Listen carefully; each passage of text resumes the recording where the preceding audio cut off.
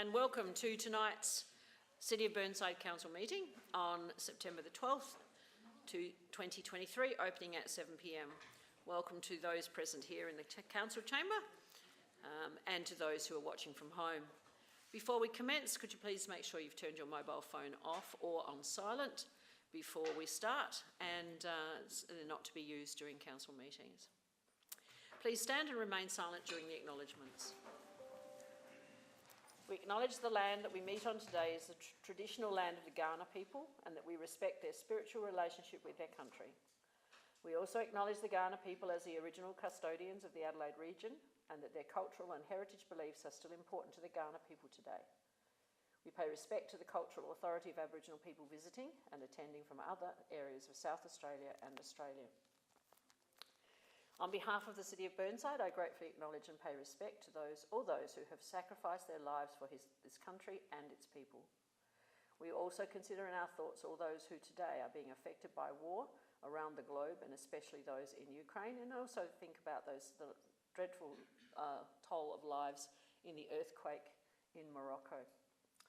Finally, we seek guidance in our debate as we make decisions that will impact on the lives of all who reside, study, work in or visit the City of Burnside. Grant us wisdom as we serve our community. Please be seated. It's been 3 weeks since we had our last meeting. Just a reminder about using your microphone to register your intent to enter the debate, and wait until you have been asked to speak. And remember to turn your microphone off as soon as you've finished speaking or asking a question. Please be respectful and patient while listening to each speaker, and don't interrupt or interject during the debate. And a reminder, 3 minutes with a warning bell at 2. Now to the agenda. And we do have 2 absences apologies tonight. They are from Councillor Turnbull and Councillor Hubel. Declaration of interest. Is there anyone who wishes to declare or needs to declare a conflict of interest this evening? I don't see anyone on the screen, so I'm assuming the answer is no. Confirmation of minutes. I seek a mover. Councillor Jennings. I'd like to move the minutes, and seconded by Councillor Zing. All those in favour? Against? Carried. We don't have any adjourned business, so I'll move to, and we have no public question time, presentations, deputations or petitions. So I'll move straight to the reports and seek someone who wishes to withdraw, or if you don't want to withdraw it for debate, then please indicate and we will vote on it straight away. So first of all, the appointment of independent members to the Council Assessment Panel. Councillor Davey. Your neighbourhood budget. Councillor Davey. Submission to Select Committee on Recycling of Soft Plastics. I seek someone to move it then, please. Councillor Cornish. Seconded by Councillor Henschke. All those in favour? Against? Carried. Risk appetite statement. Someone would like to move it then? Councillor Cornish, thank you. Seconded by Councillor Hallett. All those in favour? Against? Carried. Request to waive a land management agreement. Item 11.5. Councillor Davey. Minutes of the Audit and Risk Committee meeting. Councillor Henschke, you wish to move it?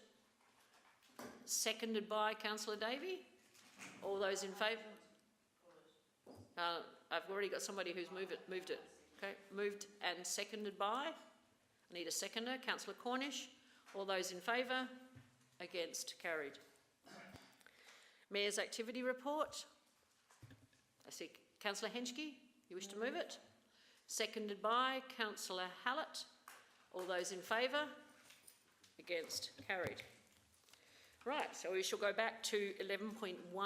Councillor Hallett, your microphone's still on, unless you wish to withdraw this for discussion. So it doesn't have to be Councillor Davey, it's the first person who puts there. Councillor Dawes, you have it. It doesn't matter. the rules state whoever withdraws it is not the person who necessarily has the right to lead it. Councillor Dawes, you had your name on the list here first. Yes, sir. Thank you. So off you go. Thank you. I wish to have an alternate motion. I have passed that through to administration. If they could put that forward for me. And it concerns point 1. We'll just wait for it to come up on the screen. So you see there in point 1, the addition is that Mr Mackenzie be appointed as the Deputy Independent Member to the Council Assessment Panel.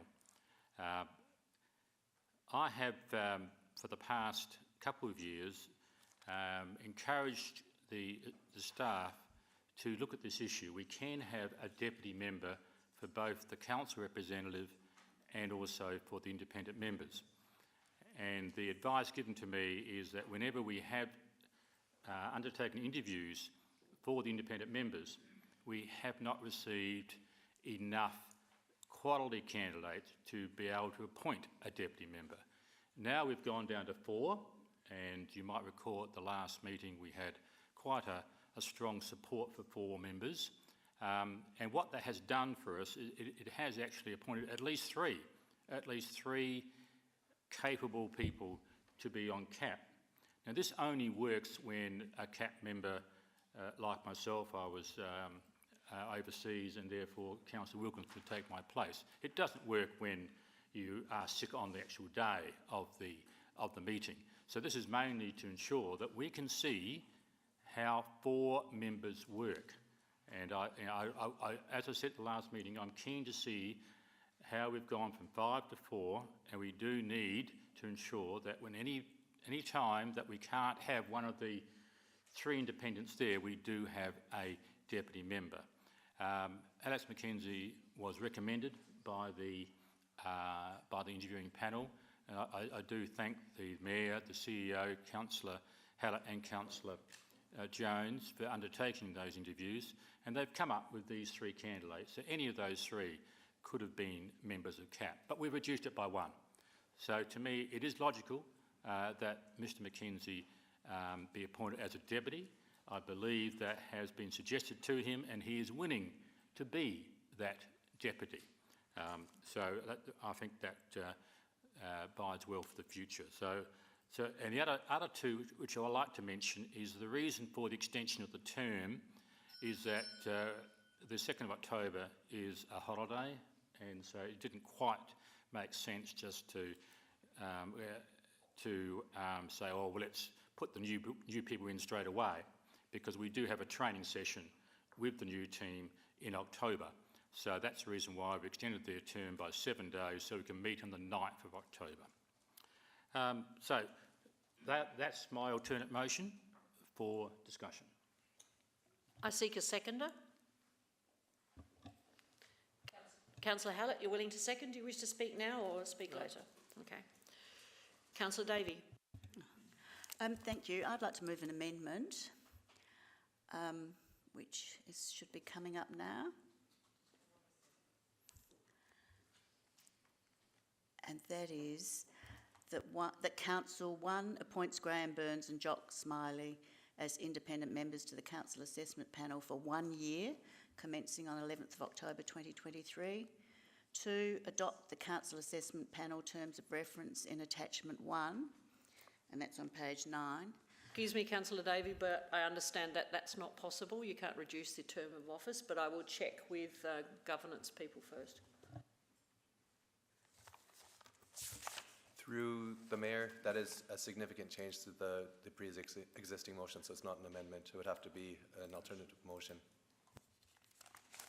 It can be done. It's So part 2.15. apparently it can be done, but as an alternative motion. So if this first motion fails to get up, then you would have to do it as an alternative motion. Right. Okay. Well, if I speak against this, can I then move an alternative motion if this goes down? Yes, you can. Okay. My intent was that I believe that as we move to a 4-person council assessment panel, it's appropriate that this panel operate for 1 year till October 2024, with its members, when its members can be reviewed. I'm also concerned that there's a lack of women on the panel, plus that there's a lack of any mention of heritage or conservation principles in the applications, bar one, which was unfortunately someone who seemed like a very good applicant who was not yet credentialed under the Planning, Development and Infrastructure Act. I believe that our terms of reference need to specifically include the targeting of panel members who have the skills, qualification and knowledge, as well as the commitment to heritage and conservation principles in planning and development matters. Unfortunately, our advertising for the position did not include this.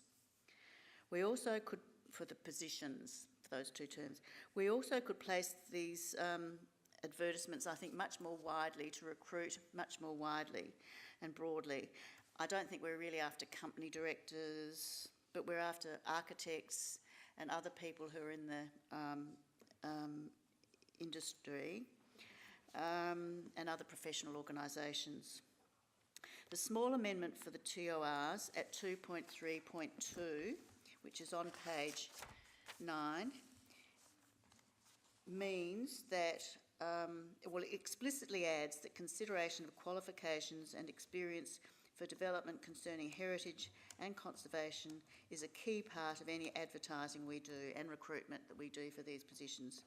And it's also that this is importantly, very importantly, considered at the assessment and interview stage of recruitment for panel members. I don't have any problem with having a deputy member, as Councillor Dawes has appointed, but I think we need to broaden this to, if this goes, vote this down, and then I'll put my more broad motion with the addition of a deputy appointment. Thank you. Is there anyone who wishes to speak? Councillor Jones. Look, I support what Councillor Davey is proposing. Other than that, personally, I see no need for a deputy member. The quorum's 3. If one of the independent members can't make it, then, well, that's sad, but not too sad, certainly in my opinion. So, yeah, I'll be voting against it, and I'll probably support Councillor Davies' motion.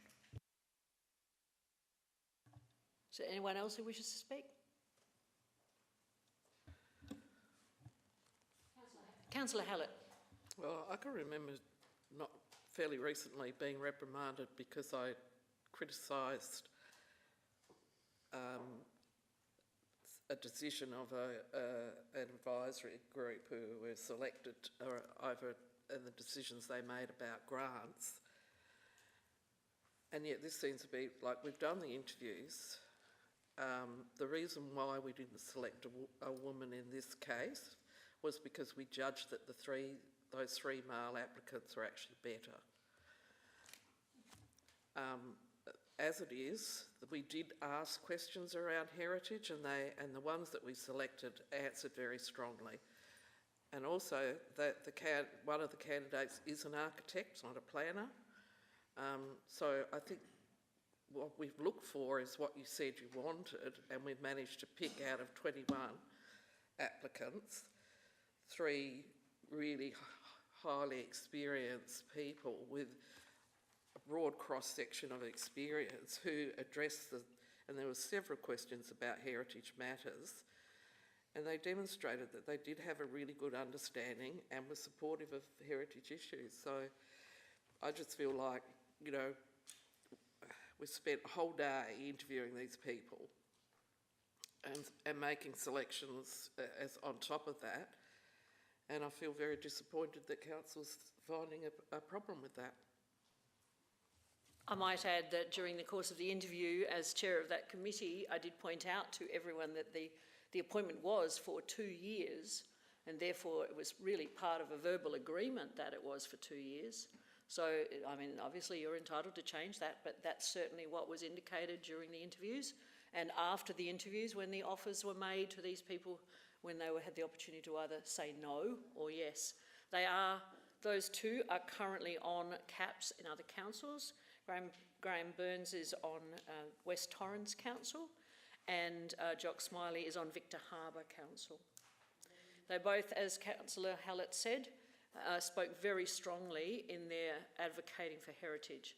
Councillor Jones and Councillor Hallett created the questions for those interviews. They really did. Point of order, Madam Chair. No. This is leading the debate. I don't think I am. I'm explaining how the process worked. And I don't think it's unethical. I don't think it's unethical at all. And I do believe that actually there's a demonstration of a lack of confidence in the committee. And I do find that upsetting. Is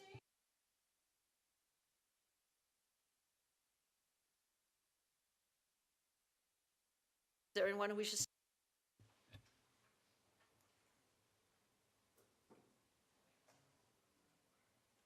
Councillor Hench. Thank you, Mayor. I just wanted to provide information in the letter of Mr. Graham Burns, quote,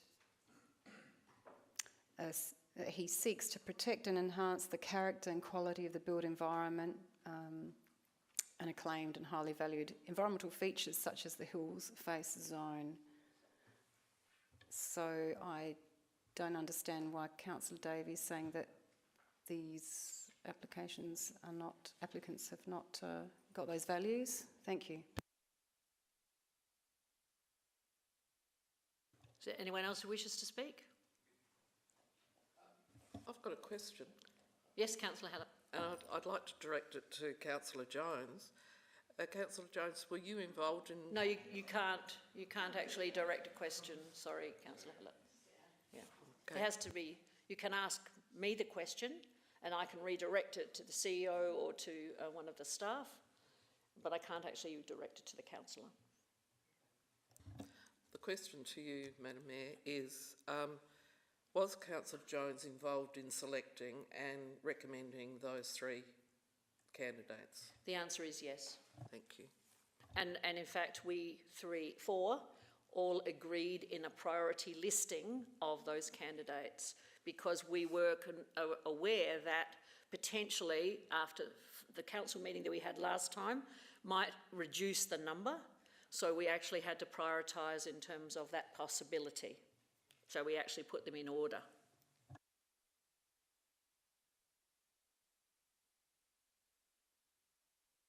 Is there anyone else who wishes to speak? I have no one here, so I'm going back to Councillor Dawes. Thank you, Mayor.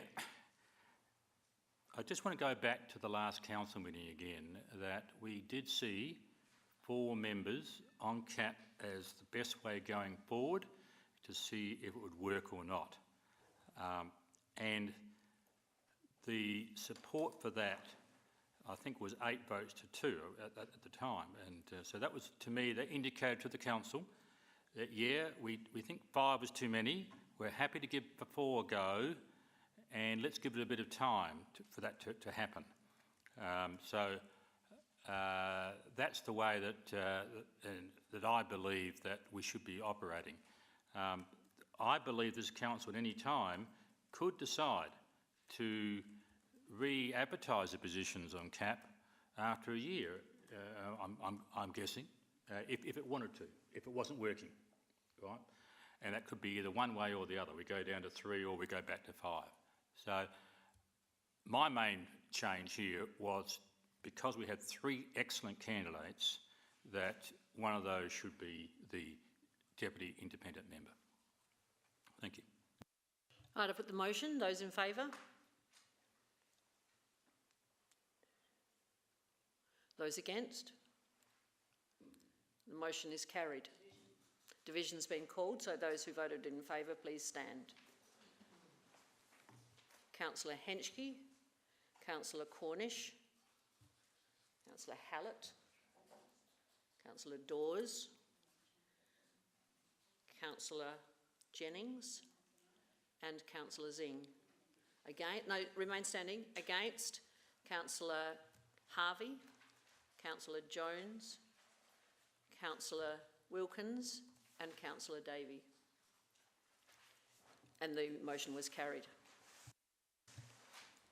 Now, we move to item 11.2 on page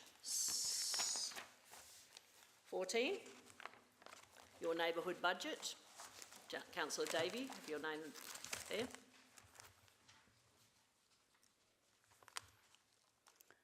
I have an Councillor Henschke, you can leave your name I have there. an amended motion.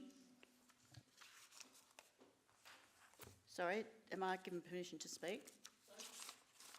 Yes. Sorry, I was just alerting Councillor Henschke. She took her name off and I was alerting her to leave it there. All right. That's fine. Thank you. I have an alternative motion, and that is one that Council endorse implementation of the following projects as part of the 2023-24 Your Neighbourhood Budget Program: the play truck restoration and little library at Wed Street Reserve, the park bench in Toorak Gardens, sign renewal and landscaping at Linden Gardens Reserve, and the Deacon Street trees.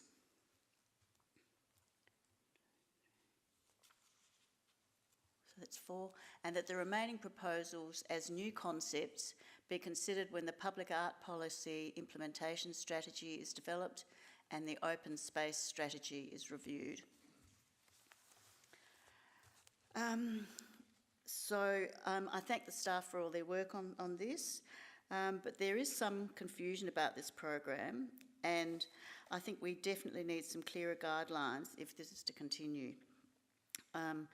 I believe the approach is lacking in equity, and the community feedback I have is that we could be looking at environmental initiatives, as this would brighten people's lives better, as was cited in the report.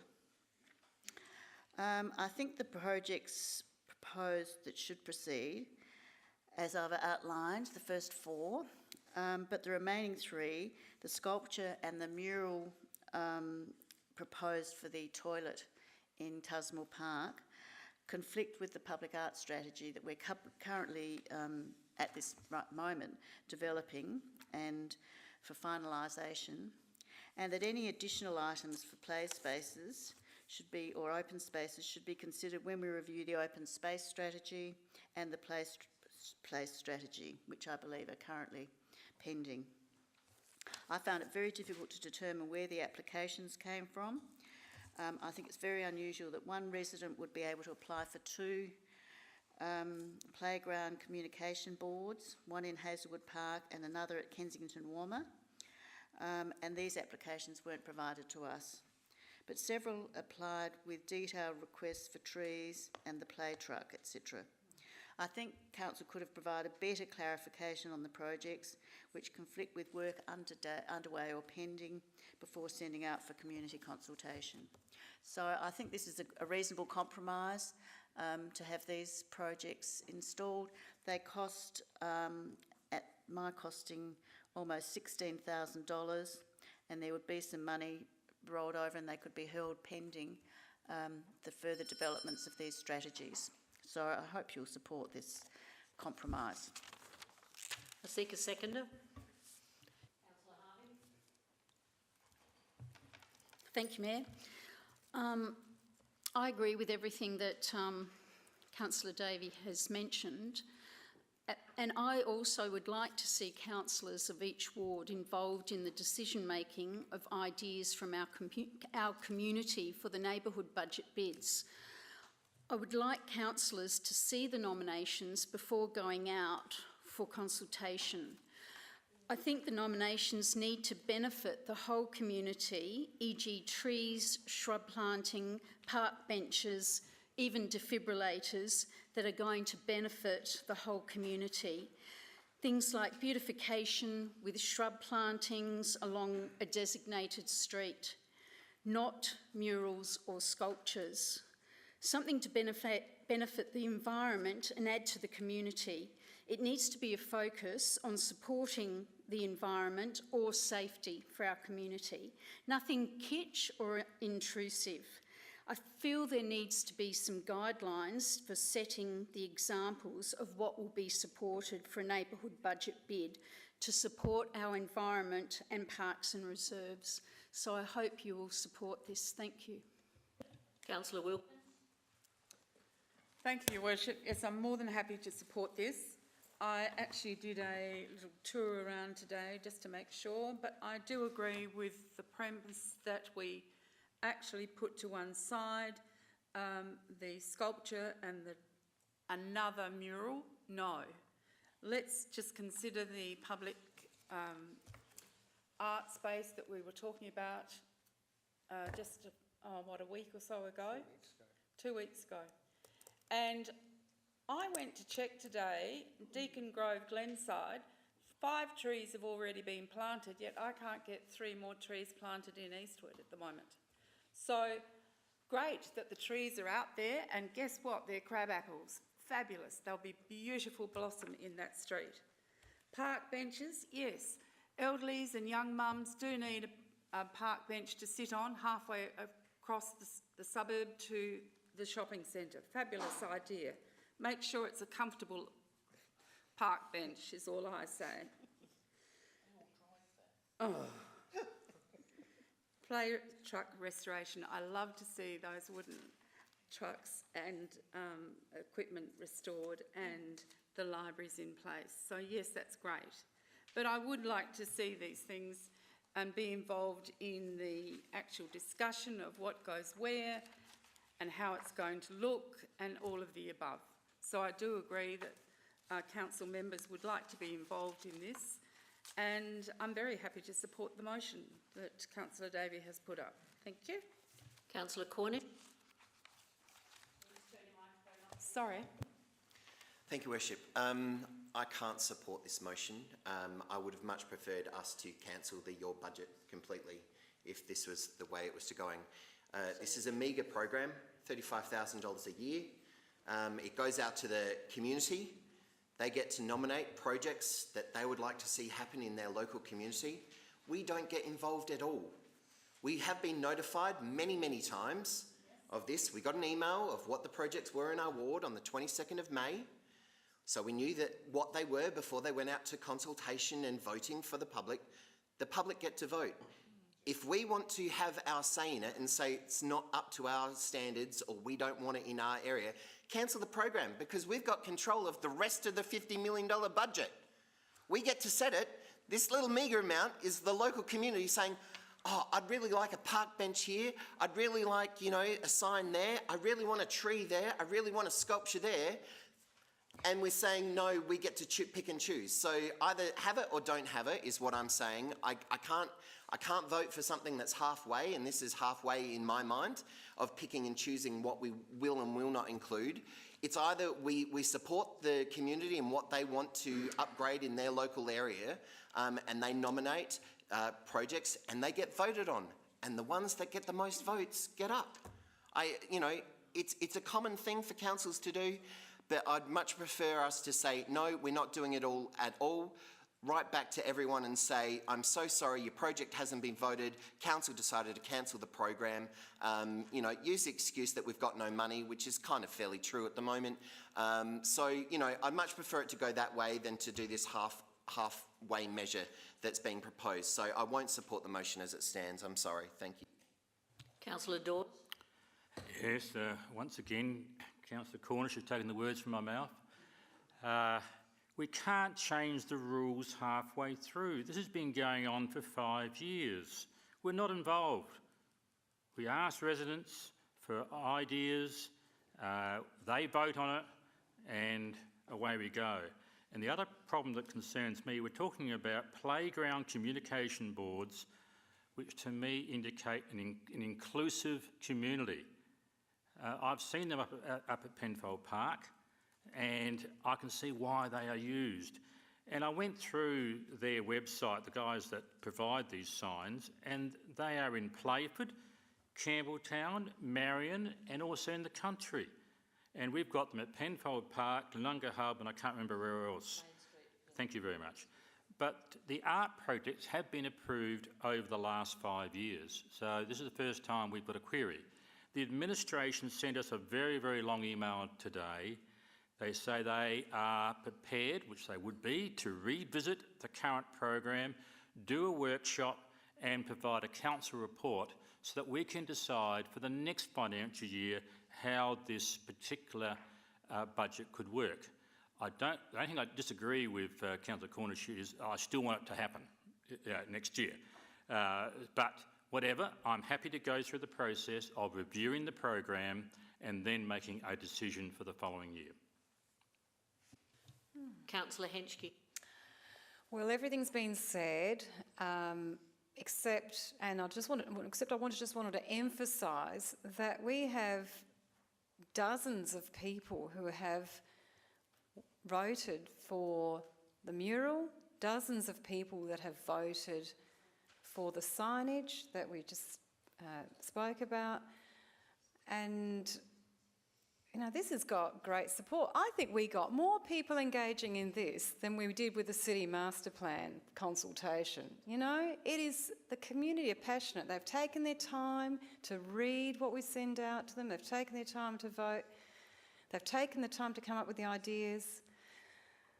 And it's not a matter of life and death, you know, a mural, you know, and it's about with flowers on it.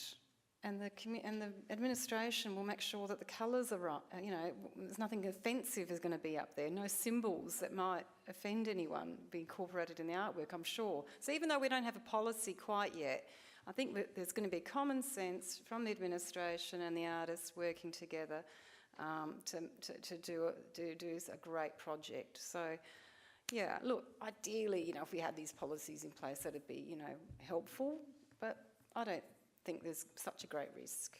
Thank you. Councillor Jones. Look, I think Councillor Davies' modest proposal seems a pretty sensible compromise to me. 80 people out of 50,000 voted for these projects. Don't try and tell me this is some enormous groundswell of public opinion is in favour of a mural in Tasmore Park, because I just don't believe it. I think you're going to hit more grief if it was painted. Then you'd hear from a lot of people, let me tell you. And I don't think they'd be very happy. And I also kind of object to what Councillor Cornish says is like, it's only $35,000, we should just spend it. Well, I think we are responsible for spending ratepayers' money in a sensible fashion. And we can't just say, it's only $35,000, we should let it go. If the proposals that come back we don't think are very sensible, I think we have a democratic right to say, no, we're not going to spend ratepayers' money on them. And actually, we're not actually saying that. We're saying 3 of the projects we will defer until we've finalised some policies. So we're not saying no. We're saying they need to be considered in the context of decisions we are about to take in the not too distant future. So I don't see this as like some like us being totally inconsistent. I have to say, when some of these projects came up, I was a bit surprised. Like the tree planting, because, you know, Councillor Hallett wanted to plant a lot more trees, and we said, no, we have planted the absolute maximum number of trees that the council staff can cope with. But then we plant another 5. And I know it's only 5, but if you can plant another 5, you could plant another 50.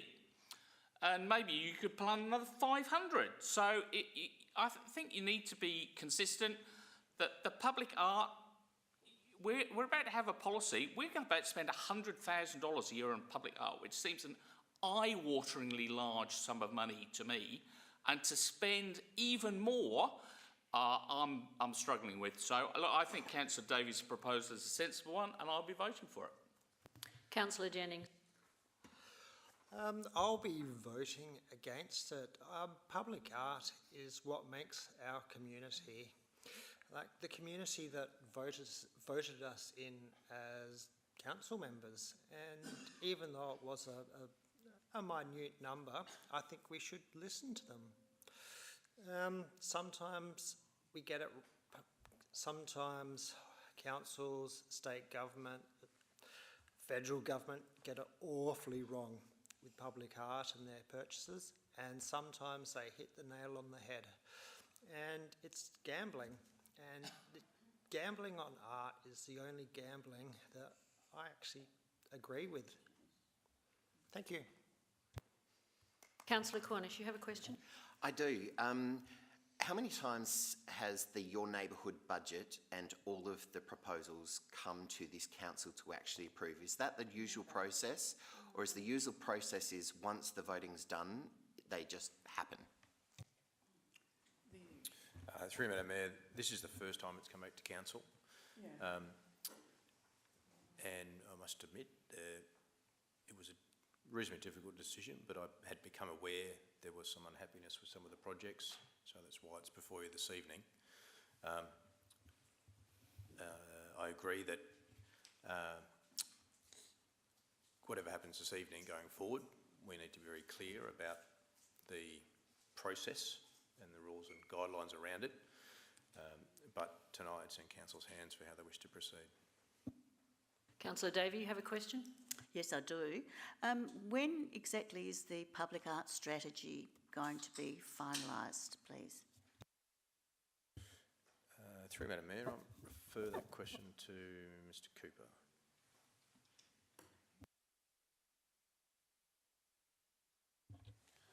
Through the Mayor, I can't recall exactly, but I can recall there's a couple of interim steps in that process. So I believe the work on the first draft of the policy is, the process is underway at the moment. Once we've got feedback from the community on that, we'll be bringing it back as a first cut to council. So I would have imagined it will be in the next couple of months, but I will correct that if I've given misinformation by question on notice tomorrow. Have you finished, Councillor Davey? I have a second question, if I may. And when are we reviewing our playground strategy or open space strategy? I think it's the one currently under review. Could I please have some advice about when we're doing that? Thanks. Certainly. Through Madam Mayor, refer that to Mr Cant. Through your worship, I believe you're talking about the open space layer as part of the city master plan. Is that what you're referring to? The open space layer? Yeah. So we are working through a tender process with that just now, and it's subject to be finalised in the next financial year. So it's a 2-year process. I'd like to just make a statement and then also ask a question. The statement is that playground communication boards are not artworks. They're never meant to be artworks. They're communication boards to assist children who are non-verbal to communicate with their carers or their parents. The one in Main Street is very well used. The one up at Penfold Park is relatively well used. At our last Disability and Inclusion Committee meeting, the lady from 2-Way Street explained to us all how these work. In fact, she has a child who's on the autism spectrum, who is a very young child, and she said that her explanation was he was able to communicate with her by pointing to a picture of a child who was tired to say he was tired. He then pointed to a picture that said he was hungry. And then he pointed to a picture that said, go home. So he was able to communicate, a non-verbal child was able to communicate with his parent to avoid a massive issue and an explosion of behaviour because he was able to communicate. And that's what anyone who understands anything about autism, Councillor Davey, understands and knows. And I'm Point a teacher. of order, Madam Chair. No, this is, You're leading the debate. No, I'm not. Again. This is a fact. This is a fact that a communication board is not an art piece. That's the point I'm not saying it is an art piece. Yes, it is, because that's why you've deleted it. Right, now, the other thing, a question I want to ask is, there is, I believe, and I read in this, that there is a process, and I think there were 23 applications for these projects, and every year for 5 years there have been a large number of projects nominated, but only certain ones are selected. Could someone from staff explain briefly, I know there's some criteria, but briefly how the process is determined by staff? Through your worship, that is correct. It's operated the same way for the last 5 years. The first time was included within the, I believe it was 18-19 annual budget approved by council. The criteria is set and advertised when the applications come in. Key staff across the organisation assess those applications against the criteria, and that includes the specialists and technical officers from within each of those areas. So if it talks about landscaping or tree planting, we'll include the arborist as part of that. Each year we whittle it down to those that are eligible in consultation with those who submit the applications, and all applications are advised whether they're moving to the next stage. At that stage, we advise the council members, and we did that in May this year. It then goes out to consultation, the community vote on it, and once the vote is finalised, we advise the council members again via information document, and then we proceed with the projects. At what point did you advise the people that their bids were successful for this particular year's projects? Following, through your mayor, following the results of the consultation, and when we advised council via information document, so July, I believe it was. Anyone else who wishes to speak? Councillor Hallett. Can I speak? Yes. Yep.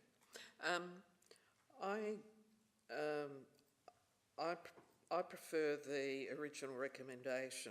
I don't support Councillor Davies' motion. I think it's too late. If we want to reconsider the whole process for the neighbourhood budget, then I think that's a separate issue. But I think it's, you know, it's too late now to be saying, well, we're happy with these 4 and not with these 3.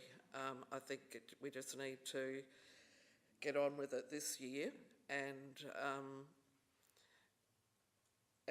then if council decides that we actually then reconsider the whole neighbourhood budget process, then that's what we do. But I think it's too late to shut the gate now, and it's rude.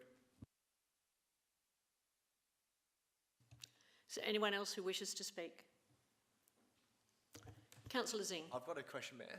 So all the applicants have been notified that they are successful of this grant? Like, did they receive that confirmation? That's what Mr. Cant just told us, yes.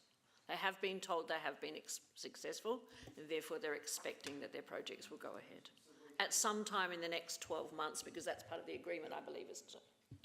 Through your worship, just to clarify, those who were unsuccessful were advised through the criteria, and then those who were successful were initially advised. However, when we were made aware that this matter was coming to council, we have advised them that this matter was now being considered by council. Councillor Cornish, you have a question? I just wanted to clarify, these actually aren't grants, right? People are applying for projects under an existing project budget program. Totally different from our community grants. Yep. They aren't related at all. Yep, thank you. Right, there is no one else on the screen, so I'm going back to Councillor Davey.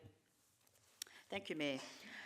We do plenty for the local community. There's no two ways about this. We're all raising many issues, multiple issues on their behalf. I think this is a very flawed program, and our timing is out for implementation of some of these aspects, especially, and I think it should have been synchronised a lot better, and I think the administration bears some responsibility in this regard with our public art policy being developed and coming under stream, and them allowing and putting up 2 pieces of art of dubious quality. I mean, we've got no idea what sort of art this is, which won't necessarily comply with our arts policy or what is expected in our community. I was at the Disability Action Group, Disability Advisory Group meeting where the communications boards were presented to us, I think there's been a lot of pushing of these going on. I don't know if there was a consultant who came along, as the Mayor's outlined, and is pushing these boards across Burnside. I think we should have more policy control over this, and I think we need to have more say in these sort of things. It's rather ironic when I've been pushing a whole lot of other disability areas that we need, I think, to give far greater priority to, that haven't been addressed and looked at, and we're putting up these dubious communication boards. More infrastructure in our open space. I just think our policy needs to be reviewed and followed, and I just don't think this is appropriate. I actually agree with Councillor Cornish that I would rather see all of these projects not followed up with, but I've chosen to recommend or select 4 of them to go ahead. I think it's a reasonable compromise, and I don't think we should be wasting our money on the ones that are currently subject to developments in our strategy and policy in council. So I hope you'll support this. Thank you. Those in favour? Those against? And I have the casting vote, and I'll be voting against this motion. And division's been called, so all those who voted in favour, please stand. Councillor Jones, Councillor Wilkins, Councillor Davey, Councillor Zing, and Councillor Harvey. Those against, Councillor Henschke, Councillor Cornish, Councillor Dawes, Councillor Hallett, Councillor Dawes, Councillor Jennings, and Mayor Monso.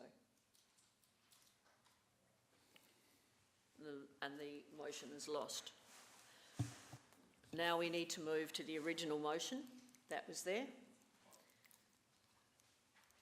And Councillor Dawes, you wish to move it? Yes, I wish to move it. And can I just add something that was put by by Mr. Cant today, that at the end of this, that we revisit. I know it's in the report, but I'd like it to be in the motion, that we revisit the current program and its process, including a workshop and council report for the 24-25 year. So I will, Helen, so keep going. Right, so revisit the current program and its process. These are words of Mr. Cant, by the way. Including a workshop and a council report and a following. Revisit the current and its process, including a workshop, a council workshop and a report for the 24-25 year. Now that's very rough, so I'm happy for my second or whoever it's going to be to fiddle with that. But yeah, I think that there is a disagreement within the council. When it's 5-5 like this, I feel like, okay, we need to get it right. And so just revisit. So I think it's appropriate, as Mr. Cant has indicated today, for us to go through it, have a workshop, discuss it amongst ourselves. It may be we don't include art projects in the future, I'm not sure, but I think that's the way going forward when we have to have a division on a motion like we just had before. So, what would you like to say? Okay, can I go review? Where's Helen? Review the current program, sorry, and its process with a council workshop and a report, followed by a council, followed by a council member workshop and report for the 24. Can I just suggest that it starts with that council 1 endorse and then 2 review? Yes, okay, that's fine. Just to tidy it up a bit. That's number 1, is it? And then, yeah. Now I'll fix that up. Yeah, what I always worry about, we don't have a date there, so I'm always careful about looking at the CEO here about getting a date. So or Mr. Cant as to what he thinks would be an appropriate time for a report back. Yeah, through Madam Mayor, I need to commit to providing this to council prior to the next budget. Yes, okay. So that will be the implied timeframe. Okay. Thank you. Yeah. All right, so I'll leave it there, and if we need to fiddle with the words anymore, I'm happy to look at it. Councillor Cornish, you wish to second it? Yes, and I'm fine with the words. And Do you wish to speak now or No, withhold? All right, Councillor Jones. Look, I'm opposed to this, as you know. I'm just going to speak to this because I have to disagree with the Mayor about these communication boards. My son has autism, so I'm totally familiar with PECs and picture exchange communication systems, but he had a book with these symbols, which, let me tell you, takes hours and hours and hours of training in how to use. But you have a book which is a bit of plastic, some Velcro, some pictures you print out. It costs $10. The notion that you should have to spend thousands and thousands of dollars on these communication boards at every single public facility is going to be expensive nonsense, I'm sorry. If people have got communication difficulties, there are ways of teaching them to communicate that speech pathologists do, but it's an enormous amount of effort, and it can be done considerably more cheaply than sticking these boards up everywhere. I looked at those symbols and I laughed at the complexity of them. The idea that someone with autism communication difficulties is just going to be able to go up and communicate at that board is frankly fanciful. So, colleagues, don't waste your money. Vote against this motion.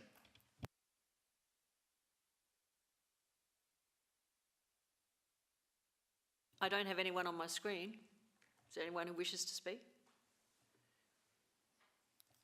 If not, Councillor Cornish, you wish me to put the motion? No, it's got to go back to Councillor Dawes first. Councillor Dawes. You want me to put the motion? All right, I'll put the motion. Those in favour? Those against? So, and I will be supporting the motion. So it is, I'm assuming someone's going to call division. All right, so those who are voting in favour, please stand. Councillor Henschke, Councillor Cornish, Councillor Hallett, Dawes and Jennings, and Mayor Monceau. Those against, Councillor Jones, Wilkins, Davey, Zing and Harvey. And the motion is carried. Thank you.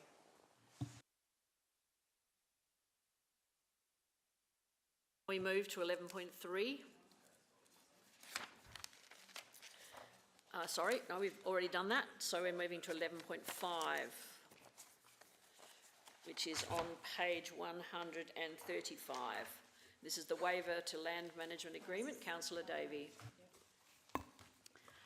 Thank you, Mayor. I have an alternative motion, a recommendation that I've sent through to the staff, and that reads that Council 1 undertakes community consultation with all adjacent homeowners surrounding the property at 5A The Parkway, Leabrook, detailing what is proposed to alter the current home and surrounds prior to consideration to waive the current land management agreement in place. This is a battle axe development and the area is intensively developed. And 2, that a report of the consultation results be brought to Council for consideration. So we've seen some further information sent around today, but I'll remind you why land management agreements are in place. They're there to set out the rules relating, they're a very formal process, and they're there to set out the rules relating to the development, management, preservation or conservation of land. They're a very important structure or agreement. They're determined by a land management agreement panel. They're legally enforceable and formally registered on the property's land title. Under Section 192 of the Planning, Development and Infrastructure Act of 2016, they specify the type of development appropriate for the land, and it's binding when noticed on the certificate of title, as I've said. I believe in this case it's fair and reasonable to the up to 20 homeowners surrounding this address that they be consulted on the request to waive the land management agreement. This was placed on the property 30 years ago, as it was a special and particular battle axe development developed at the back of in a garden at the back of a property of the parkway in the middle of established homes, and that's why the land management agreement was placed on it, to control development. It may well be reasonable to lift the LMA, and I'm not saying it isn't, but homeowners need to be provided, those surrounding who will be affected by this development need to be provided with the proposed plans for replacement or significant amendment to this home, and to be able to provide comment if they will be affected in any way. This has not apparently been considered so far. So what you have is, it's a lovely little home already, but it's just been recently changed hands, and people naturally want to amend and change the home, and I believe its surrounds. But there's been no information that I know provided to all of the people who live very closely around. Most of them are homes, and there's one long block of units in which there are about 10 homeowners. So I think it's only fair and reasonable that we go out for a period of public consultation, and that they be advised what is proposed, and that a report comes back to us. And if everybody's happy and it's all fair and equitable, we can then lift the land management agreement. Those are the only circumstances under which I would recommend that we do so. I hope you'll support this. Thank you. I seek a seconder.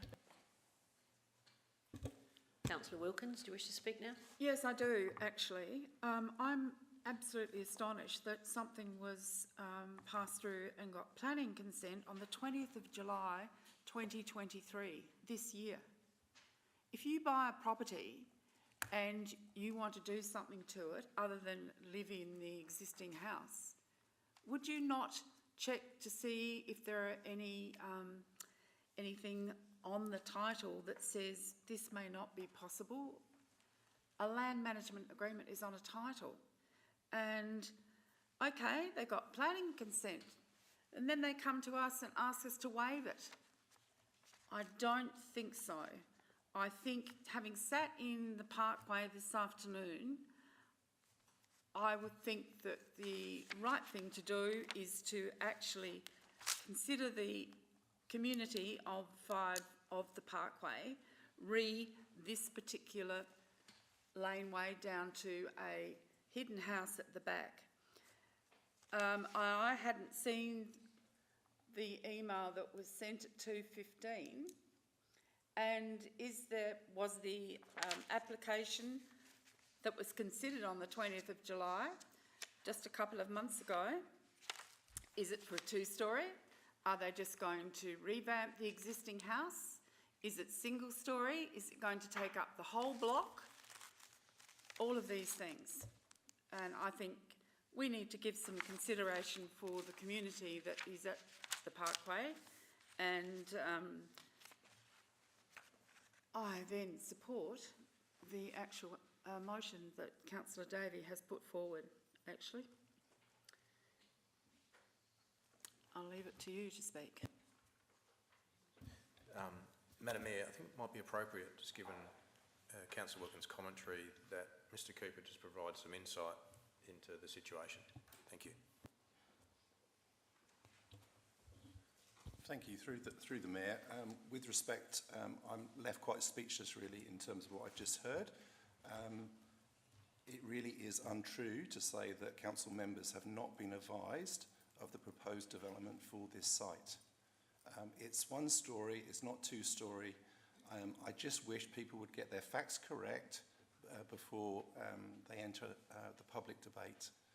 I would also like to say that professional planning staff at council have undertaken due process and assessed the development application for the new build. and they have determined, with all their qualifications, that what is proposed meets everything that it should do under the Planning and Development Code. This particular development does not require consultation with the near neighbours. That's in line with the process, so the applicants have done nothing wrong or underhand by not doing that. So they have complied, and they have quite rightly provided a request for the waiver of the LMA, which they're perfectly entitled to do. This LMA is 30 years old, and there have been several changes of ownership through those last 30 years. I think the current applicants moved in there in 2021, and the designs that they have put forward, which have been approved, are high quality to turn that into a lovely family home, which meets all of the criteria for the planning code. It is a battle axe block, but there is ample space that more than meets the setback requirements for that property for all the surrounding neighbours. So please, council, bear in mind professional planning staff have correctly assessed this assessment when it came to council. You have been provided with all the details of the proposed build, and I trust you can make your appropriate decision from this point. Thank you. Councillor Henschke. Thank you, Mayor. Thank you to the administration for all that. My question is, with the waiving of a land management agreement, there is no particular policy that requires us to consult in a waiving process. There is, isn't there?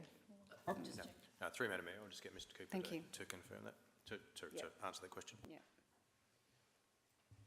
Through the Mayor, sorry, to qualify the question, consult with the community? Yes, in the waiving in the process of the waiving process for LMAs, there's a consultation or not required. No, I'm not familiar with that. The decision is with council. There is no requirement to consult. It solely sits with the council. If council decides to do so, that power can be delegated to the CEO. So but in this case, what we did was to inform all council members of the proposal, and there was a request to bring that to council, which we are doing, but there's no requirement to consult. Thank you. Thank you. Unless we have a policy about that. Thank you. So you're not wishing to speak, just asking a question at the moment? Thank you, that's all. All right, now Councillor Cornish. Thank you, Worship. A similar sort of question, I suppose, but it's more around the PDI Act. And I know there's certain requirements around the PDI Act that you have to follow, and you can't over-consult, which I'm concerned the landowner here might consider that that's the case if we do this. But what's our I suppose, exposure to any litigation that we're treading on the Planning and Development Act rules by consulting on something that we're not allowed to consult on, but it's for a land management agreement. Yeah, do you know what I'm trying to say? Sorry, thank you. I had a similar question already. Yeah, through Madam Mayor, the challenge that will present itself is that should the decision not ultimately go the way the landowner is seeking, and council has stepped outside of the requirements under the Planning Act, it will significantly weaken our case on appeal. So it may put us in a situation where they have grounds to seek overturning of a decision because we have stepped outside the Act. Does that answer your question, Councillor Cornish? Councillor Dawes. Yes, thank you, Mayor. These land management agreements, just about 2 years ago, did we come across these, and we did a 10% audit, I think, and found out when we lost 9 trees in a small number. This one is 30 years old, and the development approval was given, which didn't comply with the land management agreement. So I still don't understand how that happened, and I do understand Councillor Wilkins' concern about that. I've also read the legal advice from Norman Waterhouse, and it's a very strong one. I'm sure Mr Layden has been involved with that, and that's what the CEO was referring to. I know it's one story. I have to say to you, as honestly as I can, if this came before CAP, which it won't, it would be 5-0. It wouldn't be 4-1, it would be 5-0. The reason being the site coverage has gone down to 34% from 40%, and the lawned area is now 47.5 square metres. So I believe, well, first of all, at least the owner told us what was going to happen from her perspective, and she's been honest with us, but also she's removing tiles and other things and making it a very, very nice garden area. So from my perspective, I believe that what they are proposing is fair and reasonable. I really do. So I just feel like going to community consultation, I don't think we need to do it because of what Mr Cooper has said. Councillor Jones? I've got a question, if I may. If land management agreements are so bad and so superseded, why hasn't the state government abolished them? I don't think that's an answer that the council can provide. You correct me if I'm wrong. No, Madam Mayor, I was just going to say, we're just duty bound to deal with them as they come before us, and that's why this is because they've got a before legal this standing. evening. Yeah. Councillor Davey, you have a question? Yes, it's along those same lines. We seem to be negating the status of a land management agreement, which our staff do all the time. They're just not enforced. A land management, could you please clarify? I thought I outlined it, but we have legal people here with legal opinions to talk about the legal status of a land management agreement under the Planning Act, I think it is. Can I just clarify, did you just suggest that my staff are deliberately going against LMAs? That's the way I read it too. No, but they don't place very much importance on them. Sorry, did you infer that my staff put no importance on LMAs? No. You just said you did. Well, what are you asking me for? I'm asking if you haven't got my staff's professionalism in this matter. I'm blocked. My microphone's not working. Through Madam Mayor, what?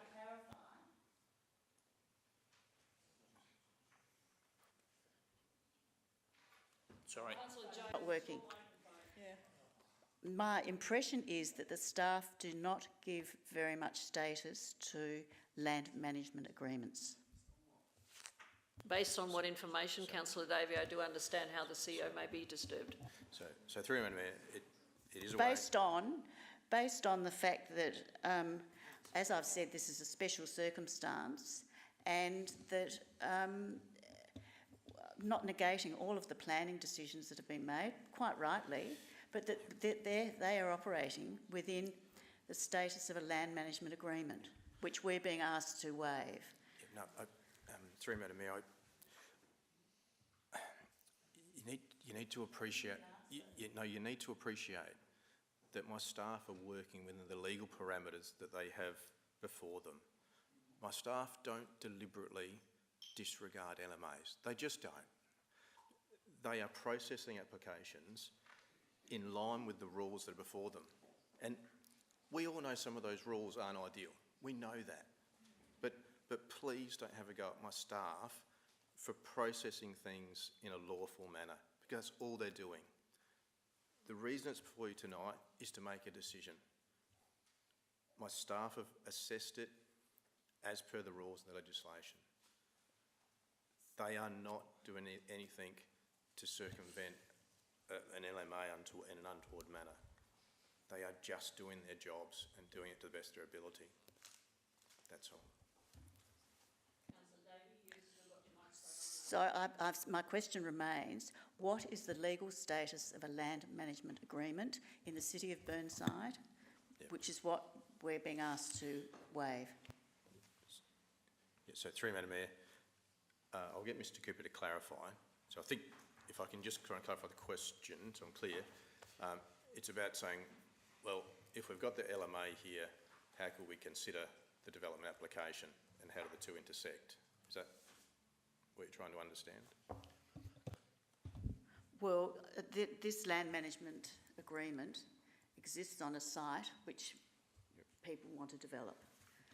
This site, the land management agreement, as I articulated in my introduction, is there for a reason, and it's to control development on the site.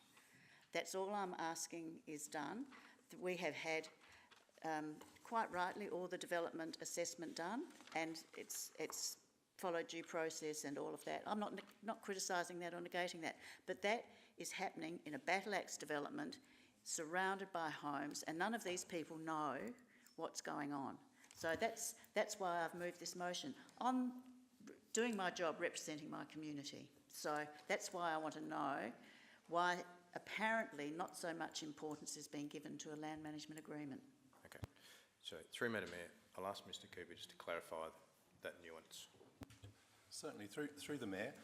As Council may recall, I think we've got something like 400 LMAs that were predominantly done in the 1990s, just after the 1993 Development Act came into force.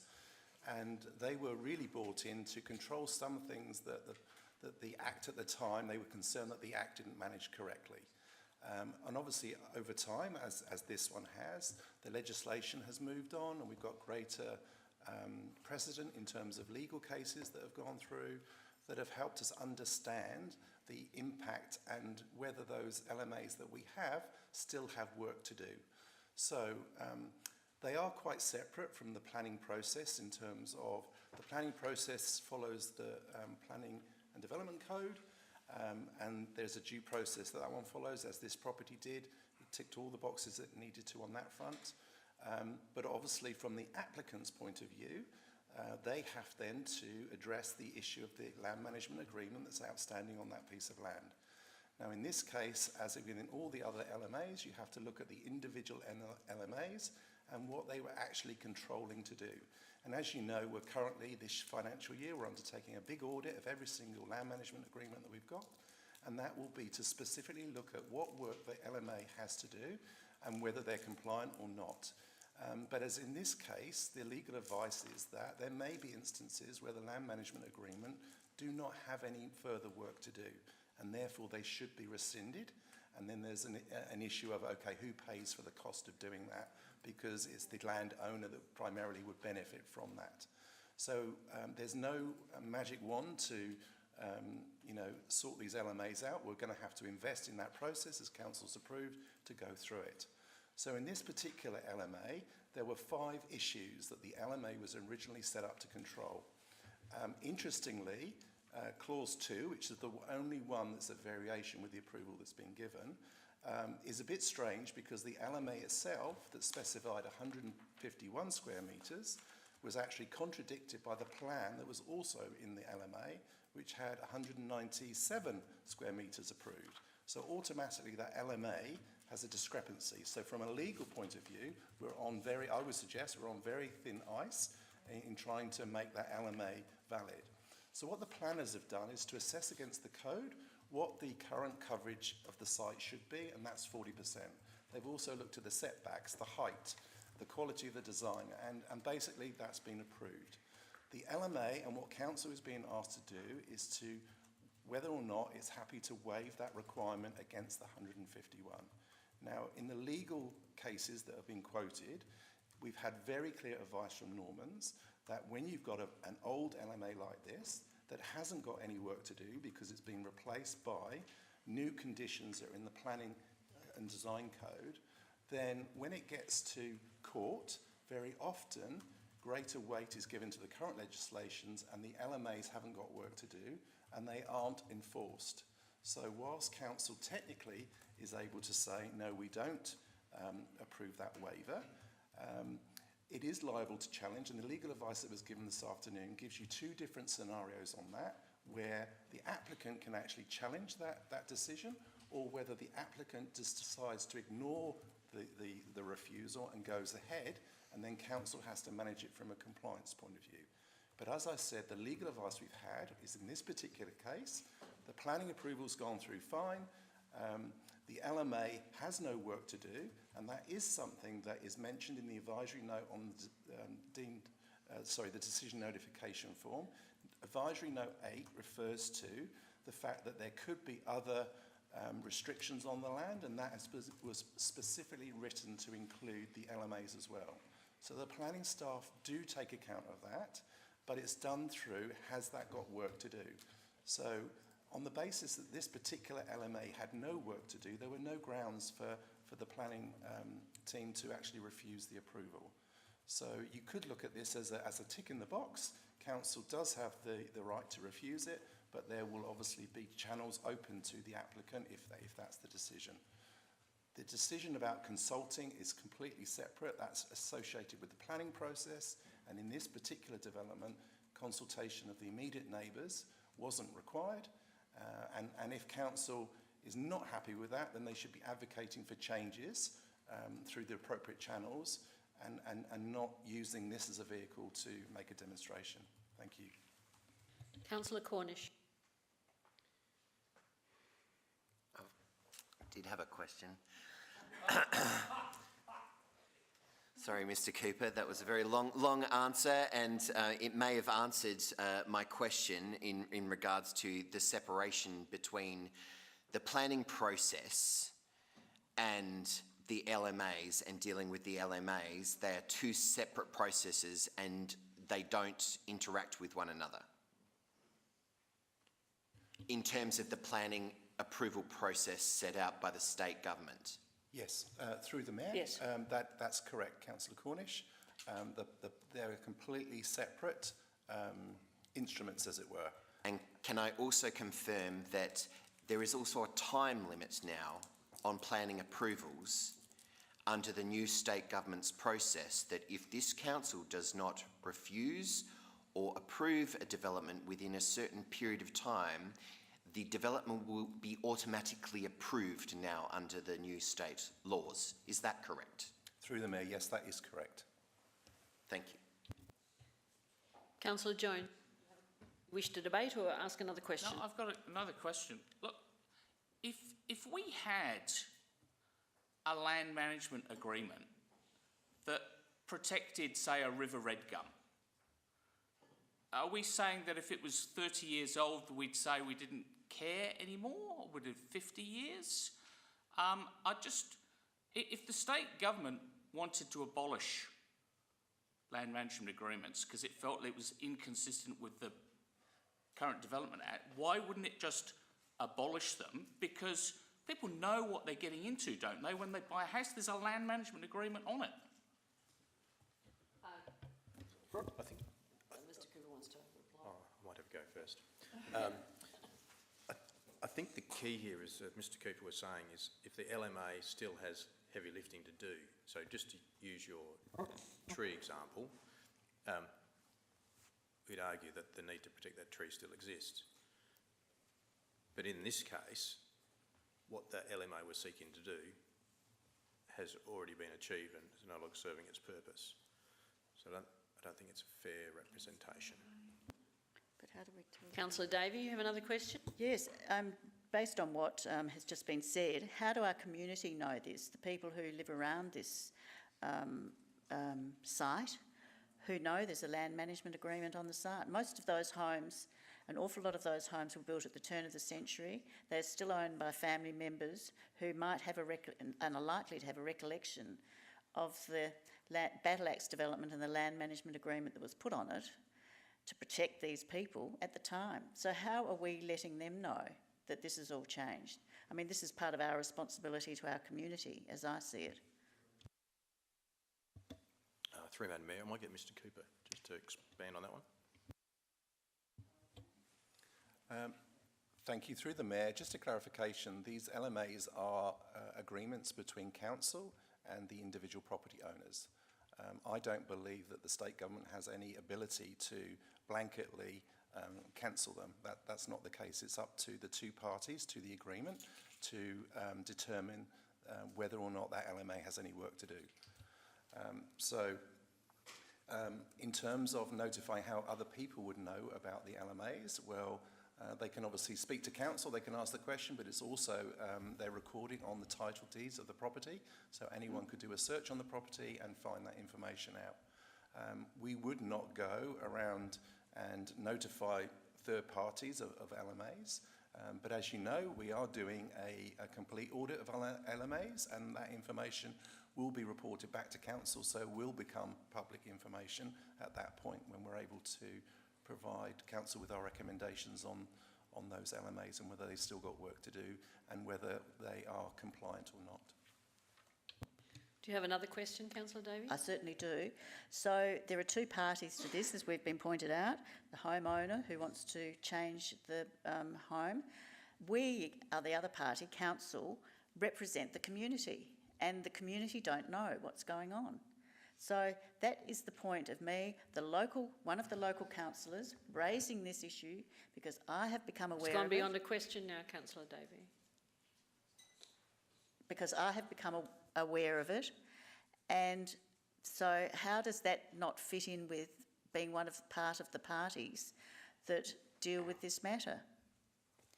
I'm trying to ensure that the people around it who assume that the land management agreement is still there know about it. That's the only intent of my motion.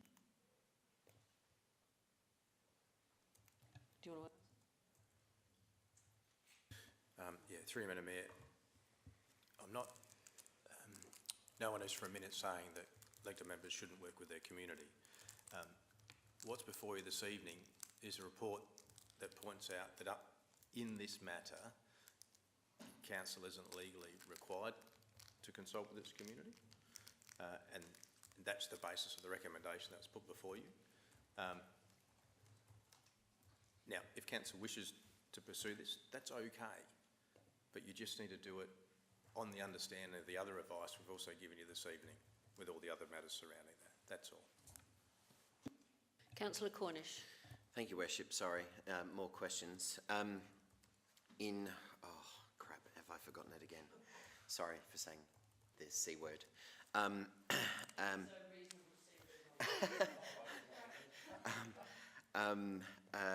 In terms of,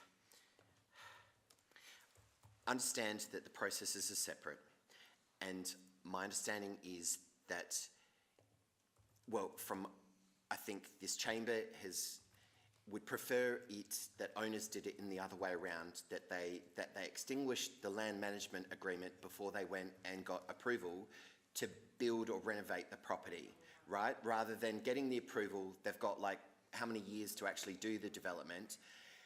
Is there some mechanism that council could legally do that actually makes that recommendation to landowners that do have a land management agreement, that this council will certainly prefer you to actually look at fixing up your land management agreement before you put in a planning application? Is that something we legally can do to actually make sure we get it the right way around, rather than the other way around where they're getting planning consent before and then coming back to us to extinguish the LMA? Through Madam Mayor, I will just get Mr Cooper, who's got any comments on that one, but I agree with you, Councillor Cornish, that would be lovely. Through the Mayor, yes, a nice idea, but as said, they are completely separate processes. Anybody can submit a development application for any single property. You don't have to be the owner of that property. So you can imagine just on that rule alone, it would be absolutely meaningless. So unfortunately, I don't believe there is any way legally you can require the property owner with an LMA to address that issue before they submit a planning application. It just wouldn't be possible. Councillor Wilkins, you have a question? Yes, I do, through you, Madam Mayor, to the staff. I'm just reading the email and looking at this drawing that was sent at 2:15 today, and it wasn't in the report. And it identifies the alterations that are going to be made to the existing home that is on the site, and they purportedly are, the proposed building footprint equates to 34% of the allotment area. So it's an acceptable planning, yes. Is it an acceptable planning application? Yes. Can the LMA still exist the historical LMA still exist alongside the revised plans that were sent through at 2:15 today? But that's the first time I saw them. Through Madam Mayor, I think Mr Cooper alluded to earlier, but I'll get him to clarify again how the two interplay, and should they build perhaps without the LMA being dealt with. So, as I said earlier through the Mayor, the LMA was set up 30 years ago with the original owners of the property, 5 the Parkway. The decision in front of Council today is to request a waiver of Condition 2. So if you approve that waiver, the LMA stays in place exactly as it is with its discrepancies, nothing changed at all.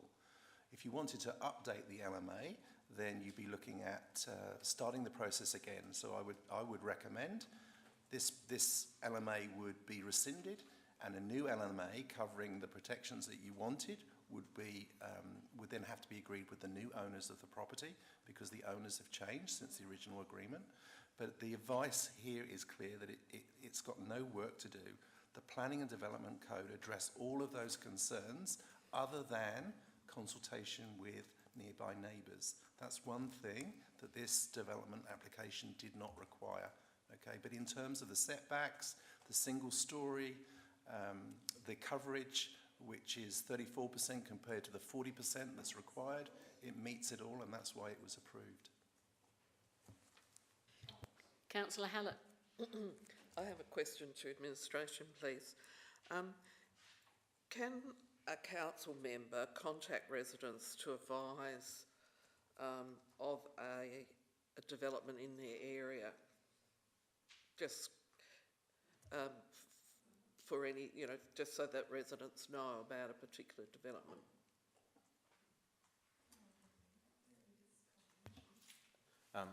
Through Madam Mayor, yes, as long as it's not a confidential matter, there's nothing wrong with an elected member advising residents of proposed development.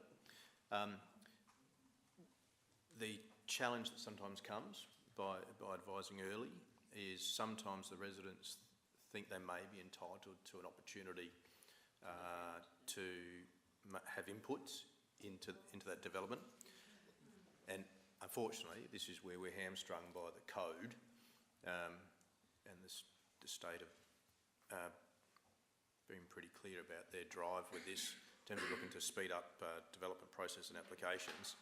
They've cut out a lot of consultation requirements, so we end up with a situation where the resident might make a submission once they become aware, but unfortunately we won't be able to consider it because the Act's not allowing us to. So that's sometimes where the confusion comes in, but an elected member's more than able, if they wish to. I mean, I actually support the recommendation. So you're speaking now, Councillor Hallett? Can I speak? Yeah, of course. I'm just checking that you weren't asking another question. I actually do support the recommendation that the admin have put forward. I think that it's a battle axe block. The people must have sold off their backyards. It looks to me like one of the houses in the front must have sold off their backyard for the development to occur 30 years ago. And it really does, when you look at the plans, it is a fair and reasonable, and it's a modest site. And I would think you could get much worse there. So I would be thinking that the residents would probably be happy about this proposed development rather than getting a 2-storey place put up. And that the residents in front look to me like they are the ones that must have sold off their property in order for the battle axe block to be there. That's my bit. Thank you, Councillor Hallett. Councillor Jones. Colleagues, sorry, can I just remind people not to talk while someone is speaking? It's not fair or appropriate. I am... Excuse me, Councillor Davey.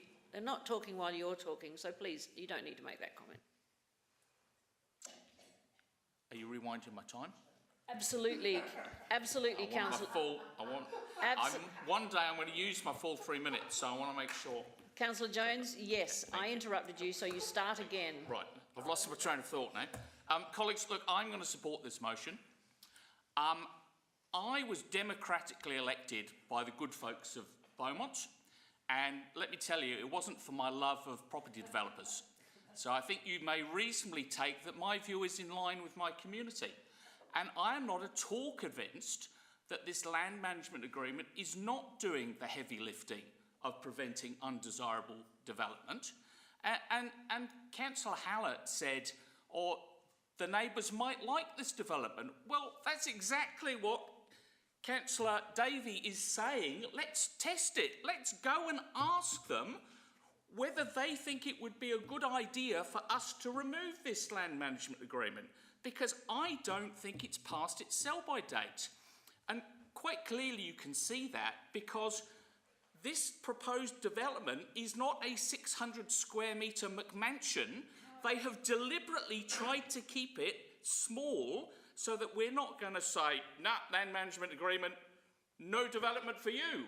So I think, look, with respect to the stuff, I think they're wrong. I think this land management agreement is live and is serving a valid purpose. But let's go and check with local residents, as Councillor Davies suggests, and see if they agree with us, because they're the people who are going to be impacted by this development. So for the sake of asking them, which will take a few weeks, I don't see what the problem is. A bit of democracy and consultation. I mean, Councillor Dawes loves consultation. So I hope he'll be supporting this motion.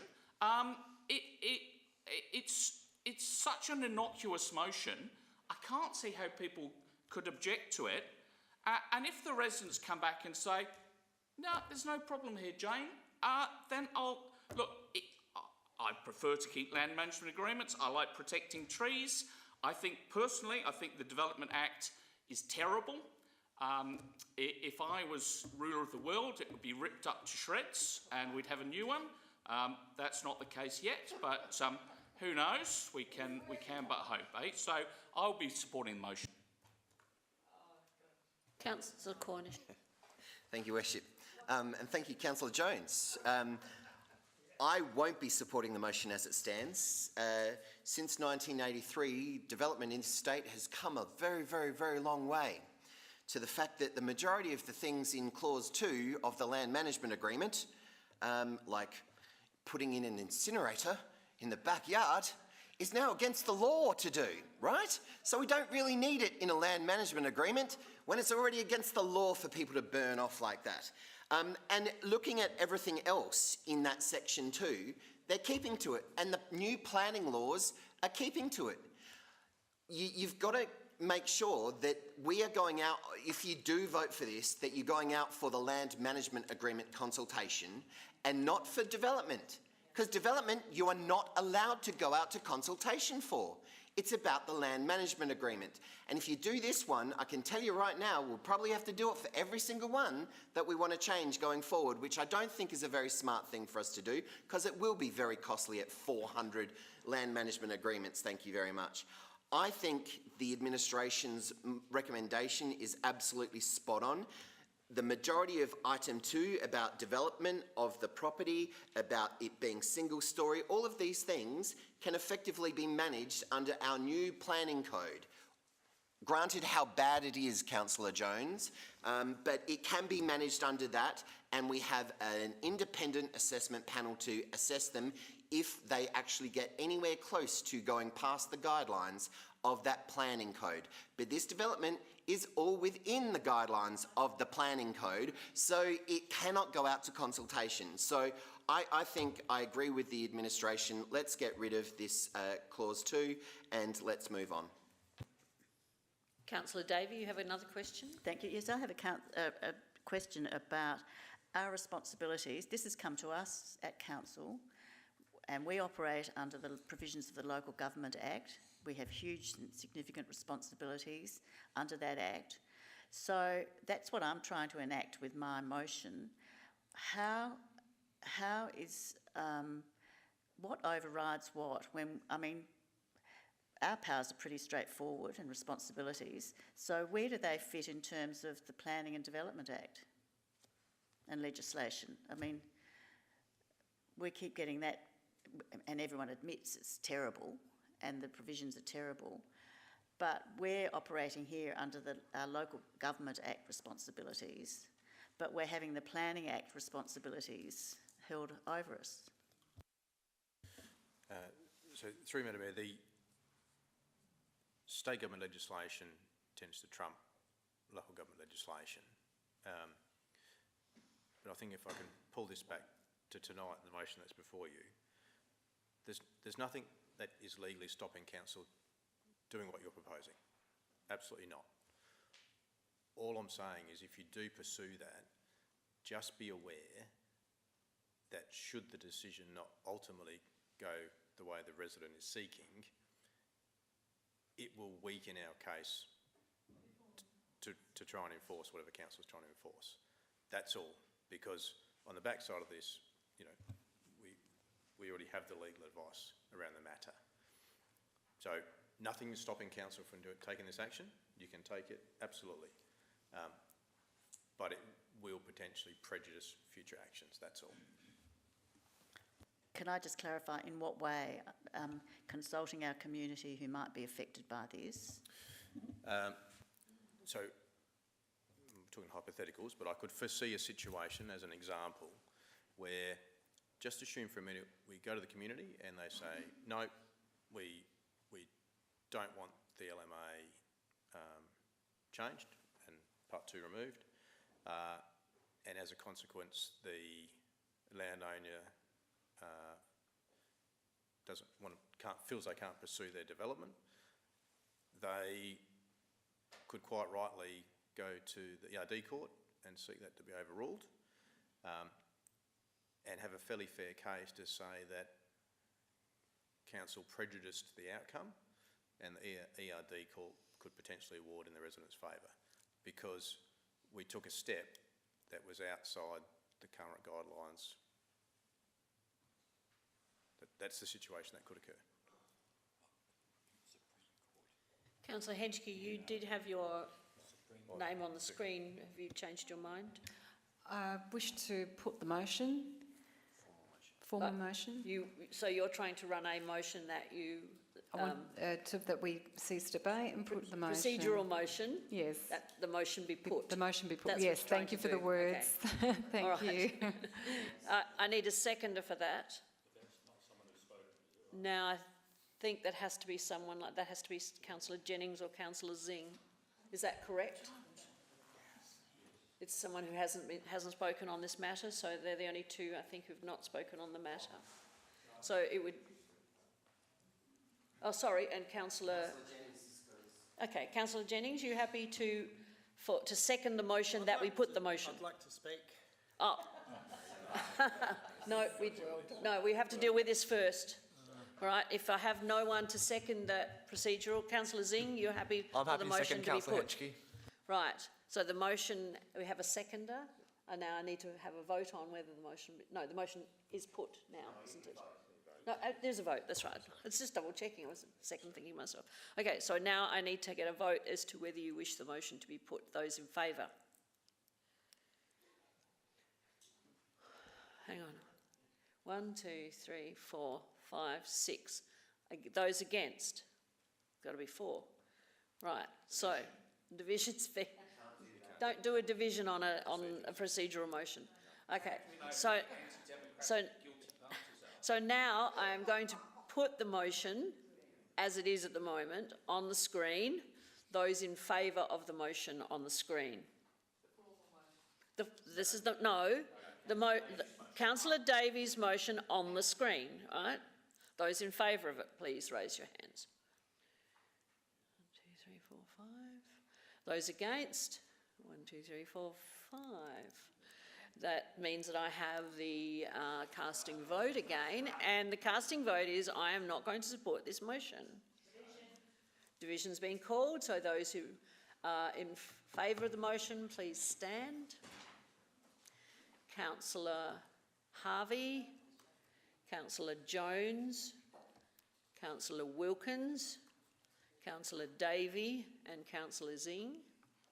Those against, Councillor Henschke, Councillor Cornish, Councillor Hallett, Councillor Dawes and Mayor Monceau. And the motion is lost. So now we go back to the original motion that was put forward, and I see Councillor Cornish, you wish to move that motion? I do, Your Worship.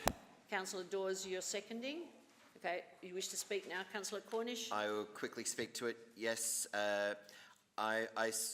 seek everyone's support for this motion. I'm sure I probably will only get 50% of the chamber reading the room, but I will point out that, you know, this land management agreement was enacted under the Planning Act of 1982. There have been numerous planning development acts since, which the community has been able to impact what development goes on land. So there have been consulted over time what the code looks like and what development can look like on anyone's block of land. This development has received planning approval because it's within all of the guidelines that this community has over many decades now agreed to. So I'm saying that the community has very well been consulted over a very long period of time as to what is acceptable on a block of land if not, and the planning code sets that out and it meets that. So I will be supporting this motion to remove clause 2 from the LMA. I hope you support my motion. Councillor, now I've got Councillor Davey up, but you were seconding or not? You've seconded, but you don't wish to speak now. All right, so now Councillor Davey. Oh, thank you. I again will speak against this. I believe we have responsibilities. I will continue to argue that we have responsibilities under our Local Government Act responsibilities. And I think it is only fair that the community around this development who I believe understand and accept that it is has a land management agreement covering it and managing the development on the site should be informed and given an opportunity to have a say. That's all I've asked for. I would imagine if the development is as hunky-dory and as kosher and it ticks all the boxes as we've been told from our planning people, that it can be sold to them and they will agree that it's an appropriate development. But it is right in the midst of them, in their community, about 20 people, 20 households will be affected. It's not insignificant, and I think they should be consulted. Bottom end of the story. I don't care if it's a 30-year-old LMA and the new dreadful public development planning act has come in, which is totally undemocratic. We still have the capacity to be able to say to this group of people, you can have your say. This is a terrific development that we have approved. Will you agree to waive this section of the land management agreement? As their local councillor, I'm speaking out for them because they don't even know what's going on. So hopefully you won't support this. Thank you. Councillor Jones? Yeah, I agree with Councillor Davey. Councillor Cornish is deeply wrong, and he's wrong about the Planning Act as well. This is terrible. There's been no community assent to these planning changes over the years, and they've just been forced on us. We know from the government consultation that's going on at the moment that everybody recognises how dreadful the Planning and Development Act is. And here we have the opportunity, colleagues, due to the foresight of previous councillors who put this land management agreement in place 30 years ago. If it was 100 years ago, I wouldn't care. I'd still salute the councillors who did it, who are protecting their community, and are able to go, we should be able to go to the local residents and say, residents, what do you think? It's such a modest proposal. I can't see why we are steamrolling ahead. We've got people passing procedural motions to guillotine debate. It's an absolute disgrace, frankly. It's a shame that names of the guilty parties are not recorded for posterity, and I hope you will vote against this motion. Councillor Henschke, I do find some of that language and the personal attacks are rather offensive. Okay, Councillor Henschke. Oh, thank you, Mayor. Look, I think we have to. The administration did explain quite clearly and succinctly the situation, and I agree that we don't use this as a case study to as a case study. I think that it's quite clear that this is all fine, that this happens. But what's not fine are a lot of things that are unintended consequences of the Planning Design Code. And as Councillor Jones said, terrible surprises for the community. And I'll never forget, and you all probably remember, terrible surprise of a change of land use with a home that then became a business in our ward, and Councillor Cornish's ward and myself. And that was a disaster, a surprise. It was such a shock for the community. So I totally support communication with the community. We've got the Planning and Design Code. It's pretty much written in stone, unfortunately, but what we can do are things that Councillor Jones is saying, and let's get on and do that. Let's have a policy for consultation on such matters, and raise awareness. So, for example, if there's a change of land use and the Planning and Design Code says, oh no, you don't have to engage with the community, no one's got a say about this because it's just, you know, going to be a tick box job, then fine, that's that process. But what we can do is still operationally send a flyer around, which is what we did actually in that case of change of land use. After the deed was done, after the Planning Design Code said change of land use, tick, done, Operations Department of Council sent out a flyer to everyone and said, look, this is what's happening next door to you. It's, you know, this is the Planning Design Code in action, but we're letting you know, we're raising your awareness. In the same way, this can happen, raising awareness can happen with this situation. Operations flyer sent around. Maybe we need a policy then, so it happens every time. There are no surprises with the residents. Is there anyone else who wishes to speak? I have no one on my screen at the moment. Right, then Councillor Dawes, you wish to speak? Councillor Cornish, put the motion. All right, I'll put the motion. Those in favour of the motion that is now on the screen, raise your hands. 1, 2, 3, 4. Those against? It's carried, so therefore I'm going to have the casting vote again, and I will be supporting the motion. What was that last vote against? Sorry? It was 5 each. Division's been called, so those who voted in favour, please stand. It's Councillor Henschke, Councillor Cornish, Councillor Hallett, Councillor Dawes, Councillor Jennings and Mayor Monceau. Those against, Councillor Harvey, Councillor Jones, Councillor Wilkins, Councillor Davey and Councillor Zing. And the motion is carried.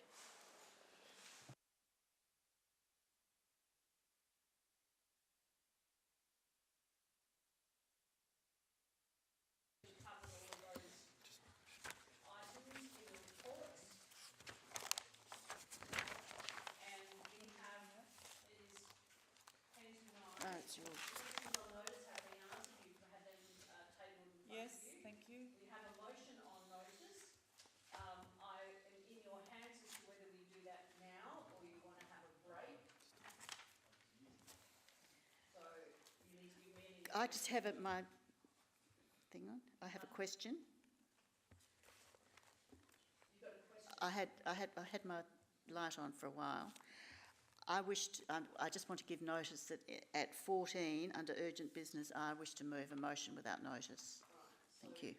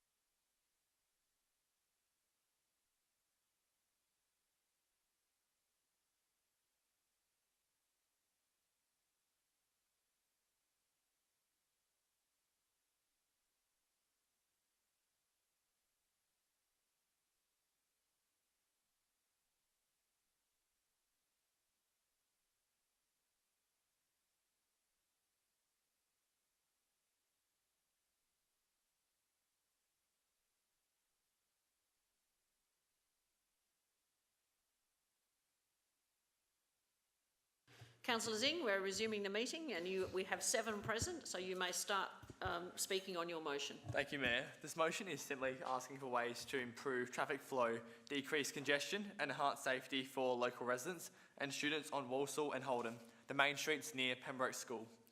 Many residents and families have consistently echoed their concerns for the morning and afternoon chaos around these areas and ways we can do a study to explore ideas. I understand Councillor Jones picked up on no right turn during peak hours. That certainly has been one suggestion to ease traffic during those peak time periods. Turning right onto the parade to head north and crossing double lanes at 8 AM is more than tricky and unsafe. I'm sure we've all experienced the frustrating delays caused by cars attempting to cross multiple lanes of traffic. I do also understand this suggestion may mean that people drive to the next street and do a U-turn to continue up the parade heading north. Therefore, I'm hoping this report will be able to compare different options available. We're not locked into one idea yet. This is a way for us to consult and engage nearby, to understand all the opinions and to decide on balance what is best for these streets. It's a step making our streets safer and traffic flow smoother for all.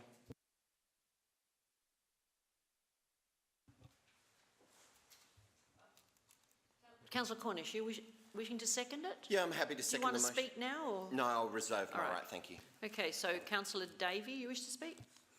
Yes, I'm very happy to support the motion. Thank you. I think this is it's needed in terms of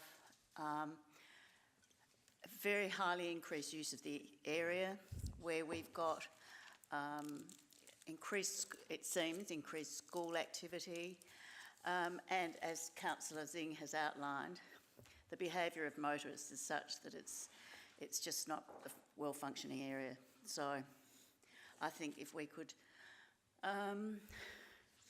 review this, and could you just scroll down so I can see the whole motion? Thanks. And assess the area and bring back a report. I think that would be very beneficial for us to consider. Thank you. Councillor Hallett. I've got a question. Would it be better that we would be considering a left turn only for one street and a right turn only for the other? Because if we make both no right turn, you could be making it worse. And I think if you made one a left turn and one a right, or one that you could do both. Councillor Hallett, I think you're actually moving more into the debate rather than a specific question. Okay. So I think your point has been made about the challenge, and I think that's what the traffic engineers would be looking at in terms of their research anyway. But you know, certainly good suggestions, but have you got a more precise question that you want to ask? Yes. When you talk about north, isn't it actually that you're talking about east and west? When you say turn into the parade and head north, that's actually east. Correct. The street goes in a northerly direction and a southerly direction, but yes, it's not. It's turning east, stopping the turning right, which is turning east. Yeah. Yep. Okay. For clarification, that was worthwhile asking. All right. Is there anyone else who wishes to speak? You just need to turn your microphone off or ask a question. All right, if there is no one, then I'm going to go back to Councillor Zing. Thank you, Mayor. I thank Councillor Hallett's idea as well. That was raised by Councillor Wilkins and Councillor Davey previously at the start of the meeting about the left and right options. Hopefully the report will explore that aspect as well. I hope we can all come together to support a traffic study for these streets near the school and identify what is best. I'm sure we have multiple solutions available for Walsall and Holden. So yeah, I hope we can explore the safe options. Thank you. I'll put the motion. Those in favour? Those against? Motion's carried. Right, now that was the last of the reports and motions, and Councillor Davey, apparently you have an urgent business, a motion without notice. Thank you, Mayor. Yes, I wish to move.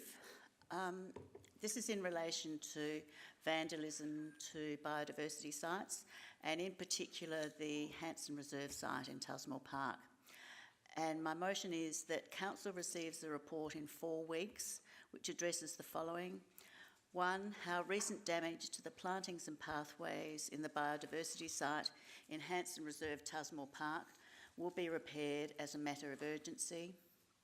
Two, the action being taken in collaboration with SAPOL and the Norwood, Payneham and St Peters Council to deter the vandalism to council property and abuse to community members when vandals have been challenged. And three, the provision of urgent, explicit and appropriate signage in partnership with Norwood, Payneham and St Peters Council, if necessary, at all entrances to Hanson Reserve in the park. This is in response to the information we received over the weekend from residents in this area, which raises their concerns about the damage to this biodiversity site, which has been happening over time apparently. I was aware, I think 18 months ago, we were made aware of vandalism in this area, and I know the staff took some action in terms of placing large boulders in the area. But I think these have been utilised to turn against the site. There's been a lot of damage to trees. It's obvious a lot of branches have been removed, plants pulled up and replaced. So there's a whole lot of activity that shouldn't happen there. The CEO has already undertaken to immediately take some action in the area, so I thank him and the staff for that. I just would like to see a formal report come back to us in 4 weeks as to what we are doing and then what we need to do, if there's anything that we need to do in future on this site. I went and met the residents yesterday. Inadvertently, I didn't go to meet them, but they came out, and quite a few other residents came. And there is a lot of concern in the area that we can manage it better. I think one of the big issues is that some of the residents actually live in Norwood, and there is real confusion about where Burnside's boundary ends and begins and who has responsibility for the site. So I'd really like the report to address that, if they could, in terms of just ensuring that we take responsibility for it. And we really need to. I know Andrew Crompton did a whole lot of planting work in the area when he was in charge, and I think he would cry if he saw the damage that's been done and all the volunteers who I believe planted the plantings there. Even the bird life isn't safe. Apparently these young vandals stone the ducks and their chicks in the water. So it's a really lawless little site when it shouldn't be. It should be a really lovely addition to, well, a biodiversity site which developed out of a floodplain. Council has spent a lot of money on in the past, and I think we need to, really take a more proactive approach to it at the moment. Thank you. I'm actually going to disallow this motion without notice, and the reason for doing so is because the CEO has already started to take action on this, and he has guaranteed that there will be a report coming via his CEO report in 2 weeks' time. So you will actually have, and they've already started talking with the police and Norwood, Payneham St Peters Council about this matter, and Mr Cant is already working on this, and I think there's action happening, and you will get a response in 2 weeks' time. So therefore, I'm disallowing this. Under what powers? Under the power of the ruling of the presiding member. Governance officer, would you like to reinforce my right of reply on it? Wow. I'm deeming heavy-handed. I'm deeming that it is not urgent because there is action already being taken on this matter, and you've asked for a 4-week response. You're going to get something in 2 weeks' time. Well, I've been asked by the community. We've all been approached by the community, and I'm taking action and asking for a report in 4 weeks' time. I think that's totally reasonable to see what we're doing in quite a confrontational I've told case. you you're going to get a report from the CEO in 2 weeks' time. I want my motion Exactly. to stand on the minutes, please. I've told you I'm disallowing. That's it. End. And I'm now closing the meeting at 9:09.